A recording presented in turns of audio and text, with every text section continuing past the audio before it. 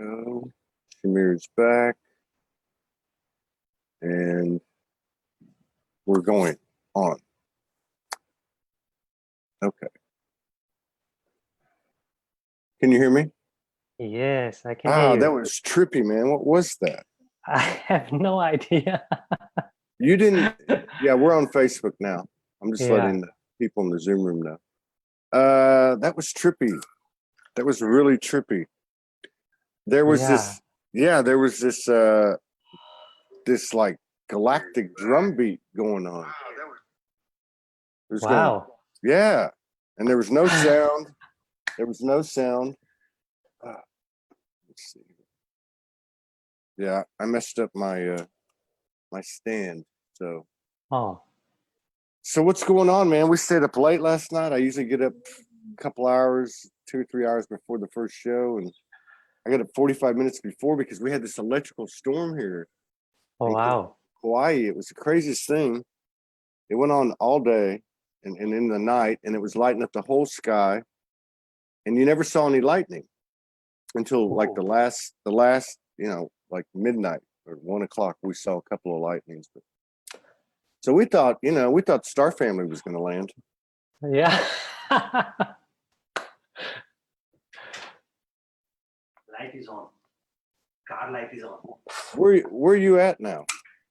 Oh, I'm in Austria right now. Oh, you're in Austria. In the very west of Austria. Actually, yeah, just close to the Swiss border. From here, it's actually a 5 minutes walk to Liechtenstein. I don't know, have you ever heard of Liechtenstein? I have heard of Liechtenstein. Why have I heard of that? So it's a tiny state in between Austria and Switzerland. And if Switzerland is like offshore banking, then Liechtenstein is like the offshore of the offshore banking. Oh. So wow. That's interesting. No, seriously, that's an interesting proposition. Oh, totally. It's interesting lands here. Like I grew up here in the Alps, actually a little bit further east in Innsbruck. But after I left to Bali, my parents moved here. So when I'm in Austria, I spend a lot of time here. And it's an interesting matrix, interesting field here, the German-speaking environment. Yeah, a lot of beautiful nature in the mountains. Yeah. Yeah. So what are you doing over there? Oh, it's been quite busy. So I'm spending time with my dad. I don't see him that much throughout the year. Yes, it's nice spending time with him since my mom passed. He's alone. Oh, that's right. I remember that. I remember you telling us about that. Re-navigating his life, and so our relationship is shifting as well and getting deeper. So that's really beautiful, actually. Yeah. And then somehow visiting here, starting to offer like my workshops initially and sessions, it has just expanded. So the last 3 weeks I've been doing a lot of work here. Are you doing it one-on-one, or are you doing it like online? No, it has been here in person, like one-on-one, but also doing group journeys, sound journeys, and the last 2 weekends, actually the weekend before the full moon and now the solstice weekend, I was facilitating a course, or 2 different courses over the weekend. Yeah. So there was some powerful stuff going on. And I'm just curious. So you're on the move. So how do you market, or how do you get people to know what you're doing? Like here in Austria, it has been very blessed somehow. It's other people that share with other people about the work that I do. And as I've been like facilitating workshops here over a couple of years, at some point there were people that were interested to learn from me the way that I work. Yeah. And somehow it just developed. And it's not necessarily that I teach people the way that I work. It's opening a field for people to access their own channels. So last weekend it was about working with sound and tapping into the Akashic records, using sound. And the weekend before it was using one's hands as energetic healing connections or connections for transformation. And somehow what happens is that I open up the field and spirit works through me. Yeah. Yeah. So a lot of practitioners, they talk about, because it seems like things have changed a little bit since last year. I mean, a lot of people talked about, not that you were that way, I'm not saying that, and there was a lot of practitioners that taught people how to do it for themselves, right? Mm-hmm. And so, like even Morgan and others I picked up on it, they talk about going into the space and basically opening up and getting the permission for the other person to open up. So it sounds to me like they create this space, or say a container, where both higher selves are connected, are merged and open, and then the practitioner is able to tap into communication with the higher self with the other person. Is that kind of what you do? Yeah, that's in a way that I would describe it. And also a lot of the work that I do is connected to ancestral lineages of the people that I work with. Is a lot also connected to the geographic location that I do my work at, so the template that field holds. And so there are many beings that are invited into the space. Yeah. And yeah, with the support of all of these beings, lots of magnificence happens, and like I'm blown away at times. Yeah. Do you have how do you come up with your method?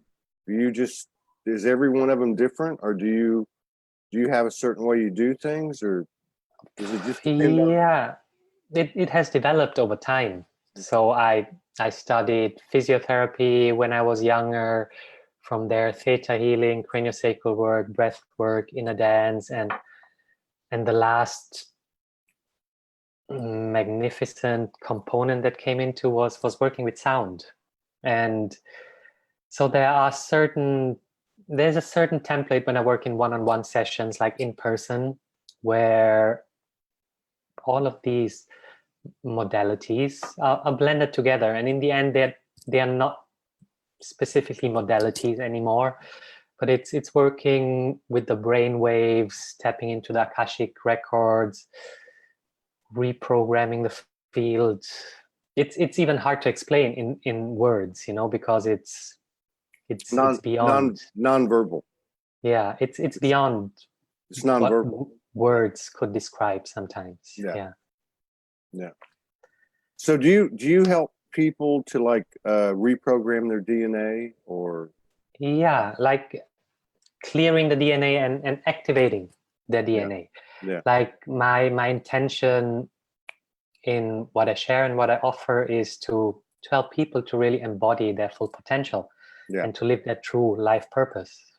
Because for me, when I was 18, 19, it was very clear there is something beyond what the mainstream matrix, and at that point my parents also wanted me to do, and the direction they wanted me to go. And I really was called to walk a path that fulfills my heart and has a purpose that goes beyond my personal life. And I feel all of us now, slowly and steady, are waking up to that. Yeah. So and that's another thing that, I picked up from these practitioners too, is a lot of them talk about, that's what they do. They activate people.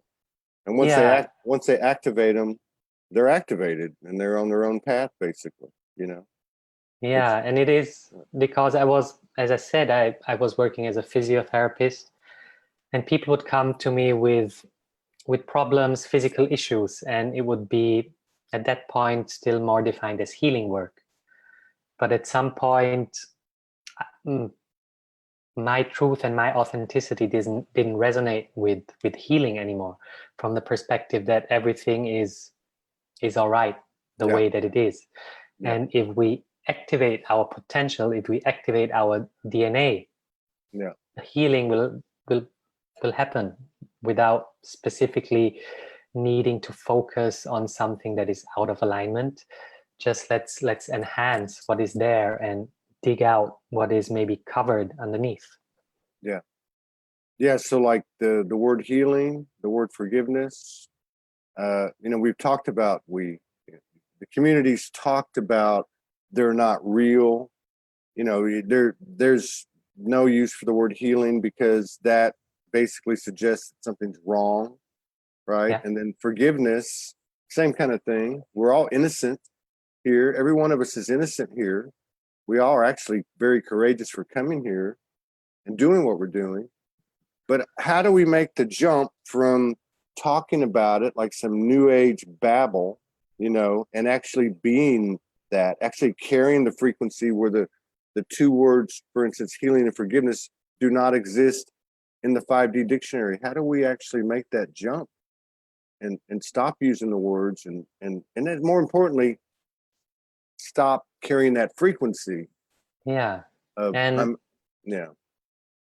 Yeah, like I feel it's like a step-by-step process. It could be a jump. And of course, like the first thing is, okay, understanding the mental concept. Okay, what does healing mean? And what is the difference to just activating one's potential? Yeah. But that's not yet embodied.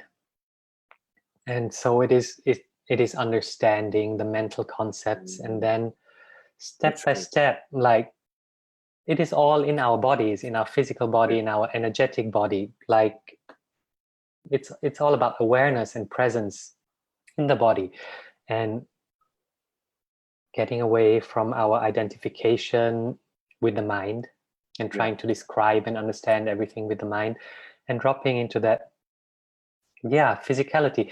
It is very simple from certain perspectives, like pain, for example, right? Pain, many people, when they feel pain, they believe something's wrong, and that's actually the feedback mechanism of the body. If it sends us through the nervous system the signal of pain, it's to signalize that something's out of alignment, right? But there is also something in the body that is called like the pain memory. So if we focus on the pain, we start to tense up more, which creates more pain. Another way of dealing with pain is to not define it as pain, but just to define it as a sensation that our body is sending us. Yeah. And getting curious about that sensation, like inquiring, okay, what does it want to show me? What does it want to teach me? Where does it want to guide me? Yeah. That is like an example. And it's interesting, I spent some time in South America, and the indigenous there, they have a very, very different relationship to the sensation of pain. They do certain ceremonies and certain rituals which from a Western perspective would be like very painful, and a Western mind probably wouldn't understand why someone would go through that. But at the same time, it's like an activation for them.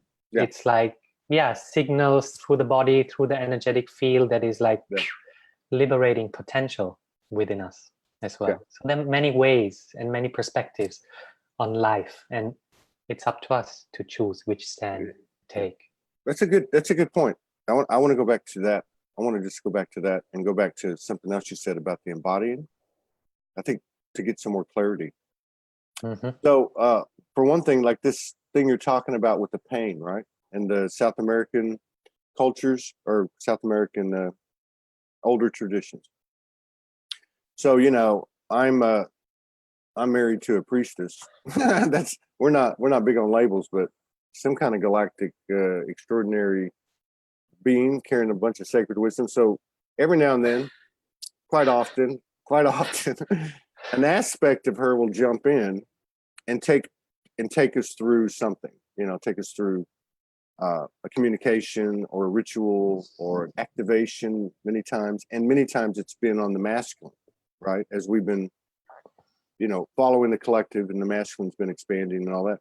So one time, she started doing something that was kind of painful. This is about 2 months ago. And it was to the human, it was painful. And I thought to myself, I surrender, I trust this, let's allow it to happen. But what you said is what happened. What happened was, instead of looking at like I was being spoken to, I guess, by my higher self or our higher selves or whatever you want to call it, as this was happening, and I was being told in a way, because it was nonverbal, push past the pain. The pain is only in the mind. And so I actually got to this point where I went through this threshold, and it wasn't painful. In fact, it started to become almost pleasurable. But like you were saying, the sensation was actually speaking to me. It was not pain. That was more like a patterned response, right? Yeah. But it actually started speaking to me. So I can vouch for that. That was a very interesting experience with Morgan. It really was. It was a very high level, nonverbal communication, in this case to the masculine, but I can vouch for that. The sensation spoke. The other thing that you talked about too, I want to go back to. So getting back to the practitioner client, or whatever you want to call that relationship, the practitioner methodology that's surfacing on a wider scale, that was existing but was kind of like hidden beneath the more extroverted yogi guru type of frequency that carried us for so many years, is starting to surface. And again, like you were saying, it's an activator, right? It's so like I come to you, I'm less awakened or less in tune with my skills and abilities. You activate me, right? I mean, we have a session, and by way of that session, we activate me actually, right? So, but then you said, okay, so you have that activated, but it's not embodied, right? It's not embodied, or it's not, anchored or something to that effect, I think is what you're saying. How do you do that? How do you embody that thing? Because a lot of times you think of, well, I pulled down this 5D information or this high level intel, this truth or reality. Now I've got to go in and act with that wisdom and live with that wisdom. But what you're talking about is a little bit different. I think it is anyway. So you help me activate my DNA, activate some skills, abilities, magic. How do I embody that?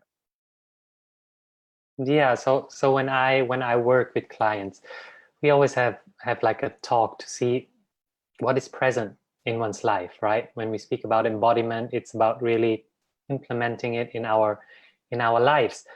And many people nowadays that I'm working with, they are really like their consciousness is open and receiving so many pieces that in their common daily 3D structures, it's really hard for them to implement them and to live them, because there are still so many boundaries, rules, regulations. Yeah. And I feel it is amping up, and this layer of embodiment will happen faster the more people like wake up and embody this higher dimensional consciousness. But it's a step-by-step layer of implementing and integrating these activations. So when I work with people, usually until the whole activation is settled down in the bodies, meaning in the emotional, in the mental, in the physical and energetic body, it can take up to 4 weeks. So I really speak to my clients about that they are aware, okay, there will be 4 weeks of everything reweaving, reorchestrating in their reality. And during that 4 weeks, it is important for them to have an awareness of, okay, what is coming through. So I recommend that they always have a journal with them and a pen, so that whatever they receive on messages, they should really write it down so they can hold on to it, and not that it just comes, this download, awakening, and disappears again. So that's a first step, like putting it into words, and then step by step seeing how it can be integrated and adjusted into a daily practice routine. Like what most people that I'm working with are getting right now is that they want to serve. They want to serve the awakening of humanity. Yeah. And there are many different ways of doing that. You know, if you have a family, you're serving it already with your children, you know, like taking care and allowing your children to be open to these frequencies, that they are naturally, and not shut them down. Right. And I feel the embodiment part is, from one side, an individual aspect, but at the same time, it is also a collective embodiment that is happening, where we in the collective on the planet are slowly creating structures, hopefully more and more, where these higher dimensional ways of living can be lived. And while I'm speaking about that, like what is coming to my mind is basically conscious communities. Yeah. And since 20 years, that's been like my vision of how we as humans are supposed to live. Yeah. And I know there have been many different attempts in different places by different people to awaken conscious communities all across the planet. And I know many of these conscious communities have failed, but now as well, I'm seeing at the same time that through these conscious communities that have existed for a certain time and are continuing to evolve, like certain templates of how we can anchor this as a collective are being seen by other people, and therefore being taken to the next step. Yeah. Does that make sense? Yeah. Like here, close to Austria, you might have heard of it, Damanhur. No. It's in the north of Italy. It's a community where they work with high vibration, and you can become like a citizen of Damanhur. You can become Damanhurian, and they work like with high vibrational technologies in the end. Like they have underground caves and temples. They work with sound and light. They work with sustainability on all levels that are possible right now. And right now with global technology, I feel actually it would be accessible. That's powerful. Well, and it would make sense that regardless of the organization, arrangement, that if you have, I mean, we live on an organic farm, and there's not a lot of people. There's not a lot of organization or instruction, but the collective consciousness of the organic farm is apparent. So in other words, everybody like gives each other their space. Nobody impedes on anybody. Everybody respects each other. There's a certain vibration, and I think that enhances and nurtures and expands what you're talking about. Like, in other words, an individual can do it on their own, and it might take more conscious effort. But when you get around a bunch of like-minded energy, then it kind of, you have some help with that. What I was thinking too is when you activate someone, or someone is activated, and in particular, for instance, they have more clarity in their third eye. They have more clear sentience, or whatever's activated. I think a part of it too, because it's always been around, it's always been around, but we doubted it so much because we're like, oh, I'm crazy, I mean, oh, did I hear that? It still happens. it happened to me 3 or 4 or 5 days ago. I don't remember what happened, but I got this and I got that and I got this, and I was like doubting, did this really happen? Am I just imagining this? Did Morgan experience the same thing? I mean, it's like, but I think now there seems to be more confidence, at least in the field available, spiritual confidence, whatever you want to call it. And I think that must be a part of this integration or the embodiment, is to actually walk around saying to them, to ourselves, saying, hey, I'm a little bit psychic, and wow, that happened, but now it's more of, this is actually who I am, what I'm a part of, and to actually cultivate the skills and abilities. I think that's got to be a really, really big piece, where we actually have, I don't want to use the wrong word, but where we have the discipline or the routine of connecting every single day and expand with purpose of expanding, all aspects, knowledge, the skill or ability that you've been introduced to or awakened itself. And I think a lot of that comes obviously with our individual communion, but also with what you're saying, where we're actually around like-minded people, whether it be like this or in a community in the physicality. Yeah, that's like a part of my gift as well. Like people naturally are opening up right now, and they receive a lot of information, but don't really fully trust it, can't really fully interpret it and understand it. So I help them to translate the information that they receive as well, which is part of the integration process. And then it is like gradually recognizing, okay, the patterns and the channels through which we receive, and understanding this higher dimensional language, and then also speaking it out loud.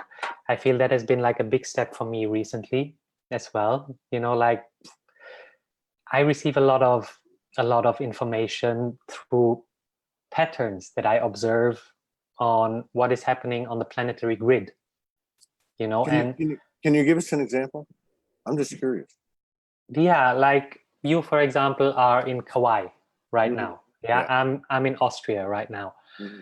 We carry our ancestral lineages. We know certain people in common. Yeah. The land carries specific codes. So viewing just our connection here from the perspective of a holographic reality, there are so many threads that weave out into creation. Does that make sense so far? Yeah. And through connecting with people, through connecting with the land, I see how information travels and how codes are activated across grid lines. Like we all carry certain templates, as you said, although we don't want to label it. Like Morgan carries like a priestess frequency, right? And so all of these codes, as I call them, we don't only carry them from this present lifetime. Depending on how you want to see it, some codes are passed on maybe from past lifetimes, maybe from our ancestral lineages, but there are definitely like other connections that are beyond our present current physical incarnation. And in what is activating in the planetary grid right now, it is a clearing of past timelines where there were distortions. So that is what is happening in this activation work. When we come together in groups and do whatever it is, breath work, if it is like an online activation, if it is like the course that I was facilitating over the weekend, it is like a global cosmic family constellation, if that makes sense. Yeah. Like we come together, and if the field is held from the heart, a heart field with the intentions of bringing pieces into balance. I don't know if you're familiar with family constellation, but it says that basically everything is stored in the Akashic records, and when we come in and open that field of the Akashic records and set this intention of harmonizing the field, like all these threads in different timelines connected to grid lines, they fall into balance. Yeah. And yeah, I just see these patterns, and I've learned to I see what you mean. to recognize these patterns. Yeah. Yeah. No, that's good. Yeah, that I can relate to because I've seen it in my own experience. Morgan kind of introduced me to all that, but I also seen it in a lot of people that I've talked to in what I do. But like yesterday, Zachariah Crawl was on. We had 3 incredible shows yesterday. I would encourage anybody to watch them in sequence. They were phenomenal. So he was talking about how there's obviously a field of experience. Let's just call it that. So a field of pattern responses, a field that we can pull from that's still active because we've gone back and tapped into it again and again and again. But if you really think about it, like with what you just said, there's the Akashic field, we'll call it the Akashic field, which we've been out of touch with, let's just put it that way, overall. And then you have this, whatever you want to call it, this programmed field, this fear-based field, or this, patriarchal field, or whatever you want to label that. And as we were talking yesterday, everything now is a choice point. And we can, you said everybody that's coming to you pretty much has got the same idea. They want to serve. And so we could actually serve from the core by being responsible with each choice point and choosing to go into this place that's we've been blocked from, that we are being activated and open to, as opposed to going into these old patterns. I know that sounds very elementary, but that's actually a huge contribution, because based on what you're saying, based on what Zechariah was talking about, those have talked about, we're actually erasing that field, or at least depleting that experiential field that we might call illusion, or that doesn't serve us, or whatever the case is, or collapsing timelines, however you want to put it. Every time we make a choice point, as I'm seeing it, from the heart, because we just went through some stuff, and we've been talking about it, and other people have been talking about it over the last 4 or 5 days before solstice and 4 or 5 days since, right? And there's been like a lull. There's been like a lull, kind of like a testing period. Like, all this chaos came, and then this lull came, and then, as Morgan says, then the surge comes. And I kept hearing hold. And, financial guarantees, security, survival issues, and all that stuff was playing out. And you stay in the heart, and it actually aligns with you. The external experience aligns with you, and it's freaky. It's just freaky, man. It's like, I know I got to do something. I know I got to go do something. I got to go get a job. I got to go do this. I got to go do that, and the truth is you don't. And it's freaky. You just stay there in your heart. And I know it sounds cliche, but it's like the ultimate act of faith. Exactly. Trust. Full trust. Yeah. Yeah. That's trippy though, on the human. The human's like going, ah. Oh yeah. But I think every time somebody sees the little miracles, like I can't even keep up with you, right? Like since the last time we talked, I just see these pictures of you in the tour with these hot chicks dancing over here, doing a ritual over here. And then I get on with you and you're in Austria. I'm like, what? But every time people see these little miracles of embodying what you're doing, and actually doing it, it creates that opening within themselves. It's like another form of what you were talking about earlier between the practitioner and the client, where you activate them. You're actually activating people as they physically see and hear and watch the expansion somebody who's actually putting it into motion in the physical. Yeah, thank you. It's like my journey it's not running via my plan.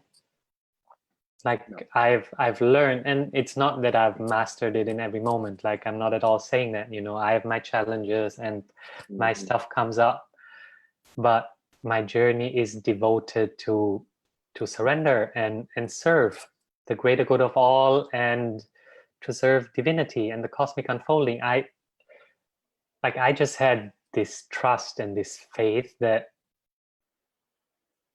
we, in this lifetime, for me, on this planet, are here to experience something very different than what I was raised with. And that trust and devotion kept me going. And it just gets wilder and wilder. Like the miracles that happen and the synchronicities that happen, if you tap into that field and step by step, like walk it, it gets mind blowing. And it's not like it's like a straight upwards route. No way. Like, that's not what it has been for me. Like, it's been like up and boom, you go down, and you go a little bit more up and down again. But gradually, if we keep the focus, like, we go up in our consciousness. Like, yeah. It's kind of like it's like a combination between a staircase, right, and an EKG, the heart monitor that goes, you. So it's kind of like a dude. That's a good one. Yeah. Well, because I mean, it's the other question I have is how's your hair and your beard so black? I get on camera with you and I feel like my hair is totally white. Yeah, I have a few white spots here. Well, if you do, I can't see them. Yeah, I don't know. It might be. I'm kidding. Yeah. I just went to the barber recently. Yeah. It was bigger, my beard. Yeah. So, so do you? I mean, okay. As an example, I know you're visiting your dad. That's one of the reasons you're over there. But have you had a plan since you left Australia? I mean, have you had a plan? Have you just following the short-term guidance? I mean, do you have like? There has been like a plan. Like, after beginning of July, I'll go back to England, and we'll be in Glastonbury again for the summer. Yeah. Like, there are certain pieces, that I've received guidance on pieces that need to be done. Like, there are certain pieces connecting to the south coast of the United Kingdom, and there is like an energetic template on Britain, which is called the Spine of Albion, which is like a 12-dimensional gateway. Yeah. Which is there on the land, and there's going to be work happening with that. Yeah. I feel that too. I feel like even over here, like the island spoken the whole time I've been here, but like recently, it's like, I don't know, it's just taken on a more enhanced kind of a meaning. So like, I know we're here for a reason. I know we're like holding up the grid, or I don't know how to put it. I know that something's happening, and I see it with my friends around the world too, like you. I see people moving around and hitting certain locations, and things like that. So that's becoming more, even like the electrical storm all night last night. Oh yeah. To me, there was something about it. I don't know if the lightning, because we can actually see the ocean from where we're at, and I don't know if the lightning was reflecting off the ocean and then the spreading, because sometimes it'd be real low on the horizon and sometimes it'd be right way up high in the sky. It was freaky. It was not like a normal thing. I thought, well, something's happening. Something's going on here.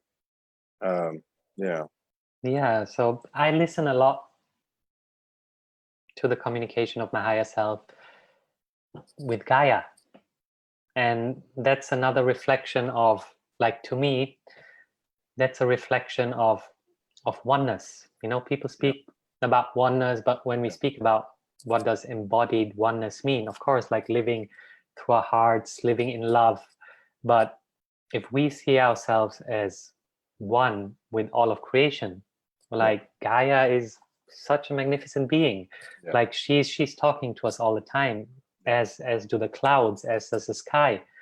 And we receive a lot of information and guidance all the time. Just our channels have been like closed. And now the more we open them, the more we tap into that communication and understand and are able to live that oneness. Yeah, the third show we had yesterday was with Alicia Power, who's been connecting, I think she said, for 27 years. And she calls them, like, you know, some people say council. She communicates with what she calls creator beings or creator spirits. Yeah.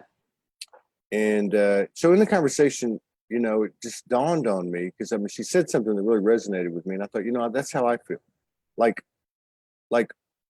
there's, like we've actually expanded, we've evolved, almost like a pre-teenager to a teenager, or a teenager to a young adult, our consciousness. So where we were worried about GMOs and fluoride and chemtrails and you know, all this stuff, right? All this stuff, whether it be TV programming or whatever. And I think we've reached a point now, I'm not taking any shots at vegans or veganism or vegetarian or fluoride or, you know, anybody's, but we spend an inordinate amount of time resisting, fighting that stuff, pointing it out, feeding the consciousness of that monster, when really we could spend our time as a priority, you know, realigning our DNA, reforming our DNA, communicating with the higher aspects of ourselves. You know what I mean? Enhancing and expanding our skills and abilities by virtue of both of those things. You know, connecting barefoot on the earth. I mean, getting rid of all that bullshit, you know, because it's no longer serving us anymore. You know, it's no longer serving us anymore. And I think that's where we're at now. I think we can actually like let go of all that crap, because it has no power over us unless we give it. We know the game now, you know. So I think this is what I'm seeing is what you're doing, and what more and more people are doing, especially those that have been in the background for so long, all these years, who are doing the exact thing you're doing, which is activating people, expanding people, and as they do, expand themselves and just continuing to expand the grid by virtue of those acts. I think this is the new language and the new frequency, the new way of life. Yeah, and so many people are waking up to it like really quickly now. Yeah, it's like exponential growth of consciousness and awareness that is happening. Like people are really like tapping into it and understanding it and getting it. Yeah. People that haven't even had like a conscious spiritual practice. It's just like suddenly overnight, like something opens up and life is different. Yeah, definitely. And then you have these kids coming in. Oh yeah. It's just like, you know, right? I mean, it's like we had this 13-year-old kid, Rhea Aurora's son came on, Valentino, talking about, you know, Saint Germain came to him, and, you know, galactic stuff and the event. I'm like, what? You know, and also talking about, you know, being a human, embodied, you know, being embodied as a human, going to school, being bullied because he was different, you know, and his compassion and his sensitivity and his how in touch he was with his soul, regardless of what was coming at him. That frequency is like, wow. Yeah. You know, all you got to do is like stand next to him or be exposed to him. You don't even have to have any words or anything. You're just like, wow. So I think that's going to be a really big part of like second phase, third phase. I don't know how you want to say it, but it's going to be like a huge exponential expansion, because that consciousness is just growing. You know, it's just growing rapidly. Yeah, and with the older generation leaving the embodied physical form, also like different energies, mindsets, concepts, belief systems are leaving the planetary field. Yeah, yeah. So, how can no, are you open to doing sessions one-on-one online? Yeah, totally. I've been doing it, and online I've just seen like it is better because it's also part of the integration process and the embodiment process, like to do it over a course of 2 or 3 months, like to guide and support people. Yeah. There are different ways of navigating that. And how do people what's the best way for them to get in touch with you? Through Facebook Messenger? Facebook Messenger, I have a Facebook page since recently called Grid Activations as well. Wait a So minute, you can let's see. Grid Activations? Grid Activations. Yeah, let me see here. Grid Activations. Yeah. I'm going to pull it up. Let's see. Grid Activations page, a community? Yeah. Let's see here. Let's go in here. I just want to see what you're up to so everybody can see it. Let me see. Is it the... Yeah, is that it? Right there? Earth grids, grid activation? Yes. Yeah, there you are. Yeah. Now, oh, that's cool. This was a sonic activation and a spontaneous dragon. Oh, like that was magnificent. Like, hey, let's check it out. Let me check it out. Here, let me go back here for a second. Go back here, turn this on, and do this. Yeah, I want to check. I didn't see this one. Let's see. It was me and a dear brother, Oliver. We have been doing a lot of work together in Avalon, and maybe just forward it a little bit. Right. Or? No, this is good. And then this woman, she was there as well, and she just spontaneously stood up and did a dragon dance. Wow. You didn't know her? No, we didn't know her, but we are connected now. Yeah, she's quite an amazing being as well. Lives in Glastonbury.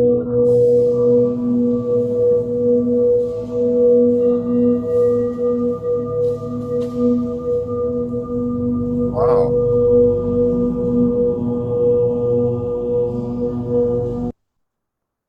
Oh, what happened?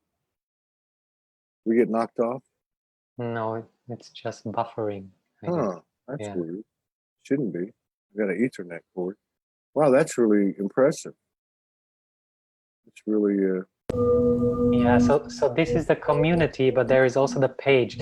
Like the intention with the community initially was like to have it more interactive, but that hasn't happened yet fully. Yeah, so that must be on Facebook, Sam, because we've got good signal. Yeah, that was stunning. So I'm sorry. Now you have a community. Yeah, but there is also the Facebook page, Grid Activations. But anyway, you were asking me like, what is my plan over the summer? So the last 5 years have been like, there's been so much happening in my life. Yeah. So I wasn't able like to get a proper web page down. But now I've got the domain. I'm starting to create the logo, starting to put content together. So that's another plan for the summer, to get like my content together properly in a format that people can access it online. Right on. Web page. And so I've got. Let me pull this one up. So I got the. Wait a minute. Okay, here we go. So I got the page. So there's a community and there's a page. Now I pulled up the page, and I just pulled up the some of the videos here. So this is the page, and it's grid activations. Grid activations. So they can actually message you here. Yeah, they can message totally. you. Is that a stupa? Is that in Sedona? That's Sedona Stupa. Yeah. I went there, man. When did you go there? Oh, I was there. Let me think. Beginning of 2016. Okay, so I was there end of 2018. I went to that stupa. I went there or initially for 3 or 4 days, and so the last day I went to the stupa. So okay, I got to show you the picture. So you see the mountain over here, Yeah. behind it. So I walked out there, and there was nobody there. And I did a live. I did a live, and I was just like hanging out by that wooden Buddha, the wooden Buddha statue. And then I got done, and all of a sudden I see this dude come down the mountain. He looked a lot like you. Okay, he had long black hair. He was wearing running shoes and a t-shirt, and he comes down the mountain. And I thought, where the hell did this guy come from? He comes from the top of the mountain. So I walked around, like kind of where you're standing. I walked around on the side of the stupa, and the dude walks right up to me and is not looking at me. And he walks right up to me, like just a couple of feet from my face, and he's looking away from me. And I said to him, "Hey, how you doing?" And he turned and looked at me, and he had this huge smile on his face. And he said, "Hey, I don't know how I got here. I'm lost, And I said, "What?" He said, "Yeah, I'm lost. I don't know how I got here." And I said, "Well, how did you get here?" He said, "Well, I ran." And I was like, "Okay." So he was like, "Yeah, I was here for 2 days. I woke up this morning. I went for a jog. I don't know how to get out of here. Can you show me how?" And I said, "Well, I just got here. So just go down there, take a right, and it'll take you to the main street. You know that main street in Sedona?" Yeah. So and I thought, well, that's weird. So I got my friend. She had driven her car. I'm driving down the road. I go down. I start driving back to the main road. And this dude is jogging in front of us on the left side of the road. And right as I'm about to pass him, he turns around, squats down, and is looking right at me with this big smile on his face. And I thought, what the hell was that? Like some interdimensional Yeah. weird Sounds. experience. Yeah, it was Sounds. trippy. Yeah, it was trippy. But Sounds like it. that's a really special place. I'd never seen one before. Really special. Oh. Yeah, you have the stupa on Kauai as well, right? I haven't been to it. Is there a stupa here? Yeah. There's a stupa on Kauai. Yeah. I'll have to find it. We'll have to go Yeah. check that out. Yeah, we haven't Like been that. we haven't been to a number of places we want to go. But Yeah. Like there was a post about the stupas, because here close to where I'm staying with my dad, there is a Buddhist monastery as well with a stupa here. Yeah. So I just shared a post about tuning into the planetary grid via the network of stupas that are planted all across the planet. And it's also a transference of information, of energy. It's an ancient technology. Yeah. All right, man. So where are you going from here? It's funny. Tomorrow I go to Innsbruck, which was the town where I lived for 30 years. Gonna do a workshop there, and there's gonna be 20 years high school reunion. So that's gonna be interesting as well. 20 years. Yeah. Is that all? That's all. Yeah. I think mine's what is mine? What would mine be? 50? No. Oh. No, it'd be 40. 40. Yeah. Yeah, it'd be 40 in next year. So okay. Wow. So that's also going to be like bridging fields of consciousness, because most of the people from high school are leading a very different life. Right. Yeah. And then I go back to England. That's right. For the summer. In London for a bit, and then Glastonbury for the summer. Well, we'll have to get together again when you get over there. Maybe you can hook up with Amanda and we'll do some type of broadcast. Oh, that would be amazing. Yeah. So everybody that's on the live and on the replay, this is years of expansion, sovereignty, co-creation, collaboration. Let's support Shamir, with what he's doing, and equal energy exchange. And you can find him on Grid Activations, the page is right there. You can send message. Also, I guess you could contact you personally on instant message. Yeah, totally. Yeah. So, like right now, there is also an email address that I sent to one of the people working with you. Okay. There are different ways, but soon there will be also a webpage online, and very cool. Continue working together and creating magic together. Very cool. All right, man. Well, you take care. Best of luck to you. Big hugs to you and your dad, and have a good time over there Keep doing the good work, and we'll collaborate again soon, I'm sure. Beautiful. Bless you. Much love to you and Morgan as well. Big hugs and big aloha, brother. Thank you. Love you. All right, take care. Love you too. Bye-bye.